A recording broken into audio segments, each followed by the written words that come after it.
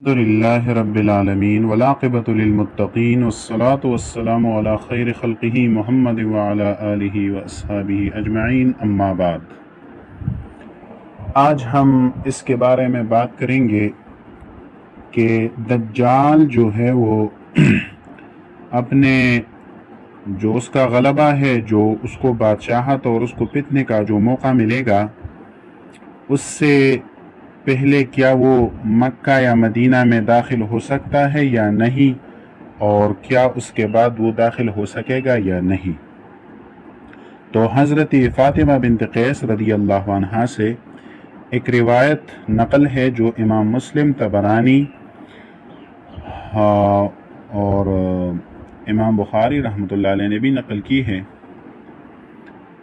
وہ فرماتی ہیں کہ رسول اللہ صلی اللہ علیہ وسلم نے ایک بار لوگوں کو جمع کرنے کے لیے ایک ایسے دن میں آواز دی جس میں عام طور پر آواز نہیں دی جاتی تھی، تو لوگ نکل کر مسجد کی طرف آئے۔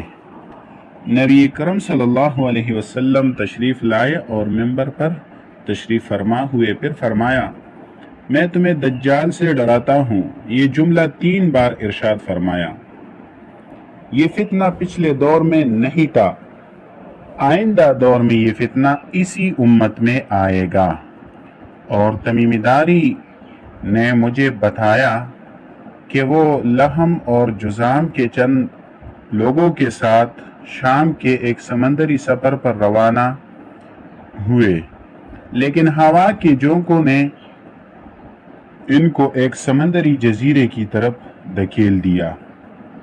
پھر وہ فرماتے ہیں کہ ہماری ملاقات ایک سیاہ حیوان سے ہوئی جو لمبے لمبے بالوں والی تھی، اور ان کی کثرت کی وجہ سے وہ بالوں کو کھینچ رہا تھا۔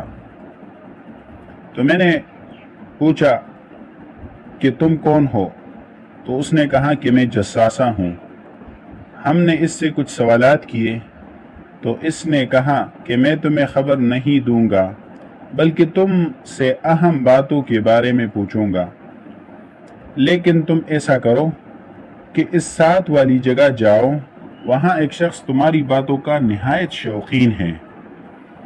وہ ہمیں لوہے کی زنجیر کے ساتھ باندھے ہوئے ایک کانے شخص کے پاس لے آیا۔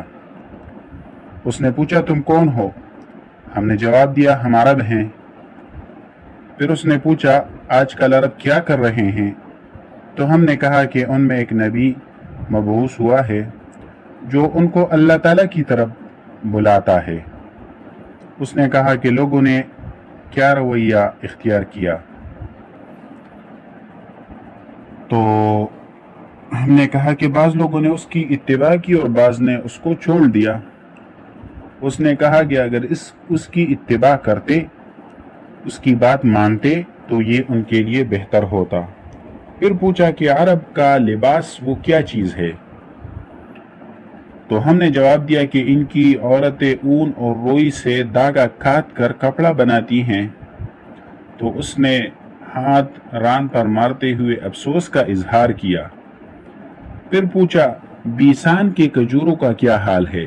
ہم نے جواب دیا خوب اچھی طرح کھجوریں اس میں موجود ہیں، ہر سال ہم اس کا پھل کھاتے ہیں۔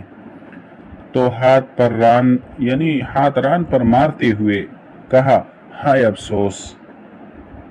پھر کہا کہ عین زغر کس حالت میں ہے؟ تو ہم نے کہا کہ وہاں کا پانی خوب کثرت سے بہتا ہے، اور جو کوئی بھی وہاں آتا ہے تو سیراب ہو کر جاتا ہے۔ پھر ہاتھ کو ران پر مارتے ہوئے کہا ہائے افسوس، کاش اگر اللہ تعالیٰ مجھے اس قید سے نجات دلا دے تو میں ہر گھاٹ پر داخل ہوں گا سوائے مکہ اور مدینہ کے، کہ میں وہاں داخل نہیں ہو سکوں گا۔ رسول اللہ صلی اللہ علیہ وسلم نے فرمایا یہ وہ مکہ ہے، یہ وہ مدینہ ہے۔ اللہ تعالیٰ نے اس مدینے کو اس طرح محترم رکھا ہوا ہے جیسا کہ ابراہیم علیہ السلام کے مکہ کو محترم رکھا تھا۔ دجال کے خروج کے بعد مکہ اور مدینہ کا کوئی بھی کونا اور گلی ایسی نہیں ہوگی جہاں دجال کے روکنے کے لیے ایک فرشتہ مقرر نہیں ہوگا جس کے پاس سونتی ہوئی تلوار ہوگی۔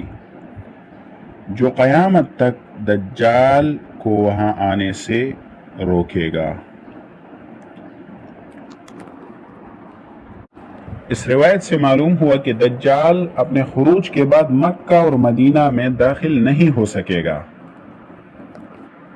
लेकिन सही मुस्लिम की एक रिवायत से मालूम होता है कि दज्जाल बादशाहत मिलने से पहले मक्का या मदीना में दाखिल हो सकेगा, यानी उसके दाखिल होने का इम्कान है।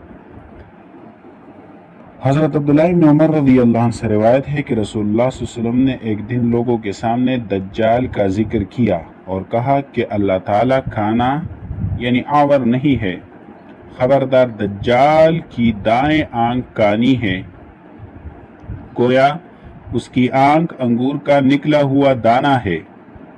और आज की रात मुझे ख्वाब में काबा की जियारत हुई, वहां मैंने एक गंदमी रंगत वाले मर्दों में से खूबसूरत आदमी को देखा जिसके बाल दोनों मुंडों के दरमियान लटक रहे थे और बालों से पानी टपक रहा था, और अपने हाथों को दो आदमियों के मुंडों पर रखे हुए था। इनके दरमियान काबा का तवाफ कर रहा था। तो मैंने पूछा, ये कौन है? तो उन्होंने कहा, ये मसीह इब्न मरियम है। इसके बाद एक घुंघरियाले बालों वाले शख्स को मैंने देखा जो दाएं आंख से खाना था, और तुम्हारे साथियों में इब्न कतन की आंख की तरह का एक आदमी था जिसने अपना हाथ दो आदमियों के कंधों पर रखा हुआ था, बैतुल्लाह का तवाफ कर रहा था। तो मैंने कहा, ये कौन है? तो उन्होंने कहा, ये मसीह दज्जाल है। अब इब्न सय्याद के बारे में रसूलुल्लाह सल्लल्लाहु अलैहि वसल्लम ने यानी इब्न सय्याद के बारे में रसूलुल्लाह सल्लल्लाहु अलैहि वसल्लम के सामने सहाबाए किराम ने भी ये गवाही दी थी कि ये दज्जाल है, और वो मदीना में था और मक्का में भी गया था।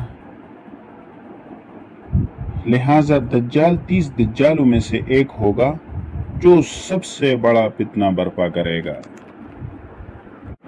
मुस्नद अहमद, बज़ार और इब्न हिब्बान ने हज़रत जाबिर रज़ी अल्लाह अन्हु से एक रिवायत नकल की है कि रसूलुल्लाह सल्लल्लाहु अलैहि वसल्लम ने फरमाया, क़यामत से पहले झूठे आएंगे। इनमें से एक साहिब यमामा है, एक सनआ का असवद अनसी है, एक हीमियर का एक आदमी है। इनमें से एक दज्जाल होगा जो सबसे बड़ा फितना होगा। हज़रत जाबिर रज़ी अल्लाह अन्हु फरमाते हैं कि बाद सहाबा ने बताया कि वो 30 के करीब दज्जाल होंगे। इसी तरह इमाम अहमद और तबरानी और इब्न हिब्बान ने समुरा इब्न जुंदुब रज़ी अल्लाह अन्हु से एक रिवायत नकल की है कि रसूलुल्लाह सल्लल्लाहु अलैहि वसल्लम ने फरमाया, अल्लाह की कसम, क़यामत उस वक़्त तक कायम नहीं होगी जब तक 30 बड़े झूठे न आएं। इनमें से आखिरी शख्स का नाम खाना दज्जाल होगा। और तबरानी की रिवायत में है कि क़यामत से पहले दज्जाल आएगा और दज्जाल से पहले 30 या इससे ज्यादा दज्जाल आएंगे। हमने पूछा, उसकी अलामत क्या होगी?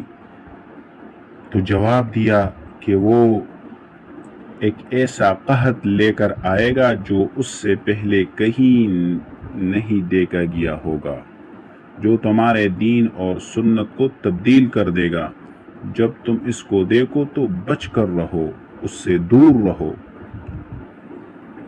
इसी तरह इमाम अहमद और तबरानी इब्न हिब्बान ने समुरा रज़ी अल्लाह अन्हु से एक रिवायत नकल की है कि रसूलुल्लाह सल्लल्लाहु अलैहि वसल्लम ने कुसूफ की नमाज पढ़ी और खुतबे में फरमाया कि अल्लाह की कसम, क़यामत उस वक़्त तक कायम नहीं होगी यहाँ तक कि 30 बड़े झूठे न निकलें।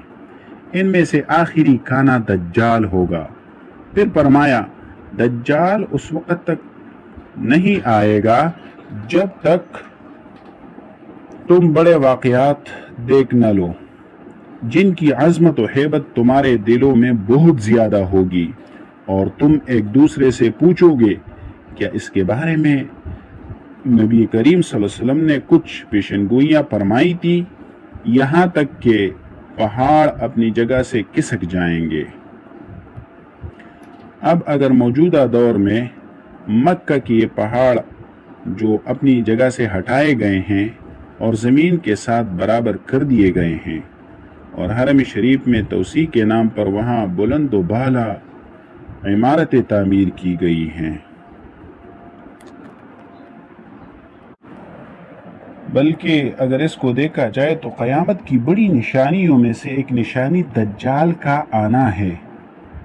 जैसे कि इब्न असाकिर ने एक रिवायत अपनी तारीख़ में नकल की है कि हज़रत हुज़ैफ़ा रदी अल्लाह अन्हु से रिवायत है, हुज़ैफ़ा बिन असीद रदी अल्लाह से, कि रसूलुल्लाह सल्लल्लाहु अलैहि वसल्लम ने फरमाया कि क़यामत से पहले 10 बड़ी निशानियाँ तस्बीह के दानों की तरह एक के बाद दीगरे मुसलसल आएंगी। इनमें से एक निशानी जब पूरी होगी तो तस्बीह का एक दाना गिर जाएगा, तो दीगर अलामात भी रफ्ता रफ्ता जल्दी जल्दी पूरी होती रहेंगी। इनमें से एक दज्जाल का खुरूज, ईसा अलैहिस्सलाम का नाजिल होना, याजूज माजूज की फतह, दाबतुल अर्द और सूरज का मशरक़ के बजाय मगरिब से तुलू होना होगा। इसके बाद किसी का ईमान लाना कोई नफ़ा नहीं देगा। और अल्लामा इब्न कसीर रहमतुल्लाह अलैह ने नकल किया है कि इमाम बैहक़ी ने इमाम हाकिम से नकल किया कि पहली निशानी खुरूज दज्जाल होगी, फिर ईसा अलैहिस्सलाम नाजिल होंगे, फिर याजूज माजूज, फिर दाबतुल अर्ज़ का खुरूज होगा, फिर सूरज का मगरिब से तुलू होना होगा। वल्लाहु आलम बिस्सवाब।